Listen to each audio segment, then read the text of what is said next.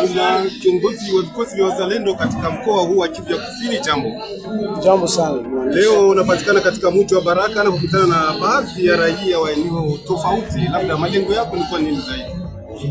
Ndio Dayere tabambia kwamba siku nyingi hapa vile ya Baraka ni vile yangu, na niko siku mingi sana siongee na raia, siongee na jeunesse, na niliona nipate muda huu wa kuongea na jeunesse mambo mbalimbali kuhusu nchi yetu, na zaidi nilipenda pia niwaongeleshe kuhusu mambo ya bibokoboko, sababu tunashutumiwa mengi kusema watu tunaenda bibokoboko tusa.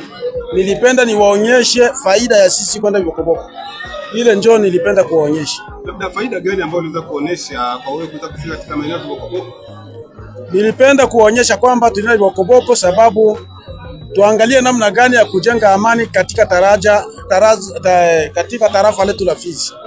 Tujenge amani kati ya bibokoboko na hapa Baraka, watu watembeleane.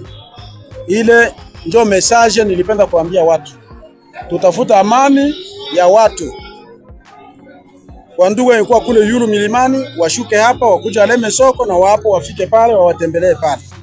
Ile tu. Siku zilizopita uliweza kuonesha bayana kwamba hakuna kabila Mnyamulenge katika eneo lote la nchi ya Jamhuri ya Kidemokrasia ya Kongo. Kuna kabila la Wanyarwanda. Leo ulikuwa pale, ulitembelea kabila gani? Wanyarwanda au Wanyamulenge? Nilitembelea watu wa Bikoboko. Ndio nilitembelea. Hapa mimi siko juu ya kabila. Hapa niko kwa ajili ya watu wote. Misio yetu ni raia ya Bibokoboko itembelee hapa, na raia ya hapa itembelee Bibokoboko. Basi labda asiransi gani utawekea kwa wale waendesha pikipiki zaidi ambao wanakuwa wanafanya usafiri wa kusafirisha watu eneo hili? No, waendesha pikipiki watembee tu, hakuna shida. Wafiki Bibokoboko, warudi, na Wabikoboko watoke kule wakuje hapa warudi basi. Ujumbe wako wa mwisho kwa raia na kusikiliza. Watu tutafuta amani sisi wote pamoja. Basi.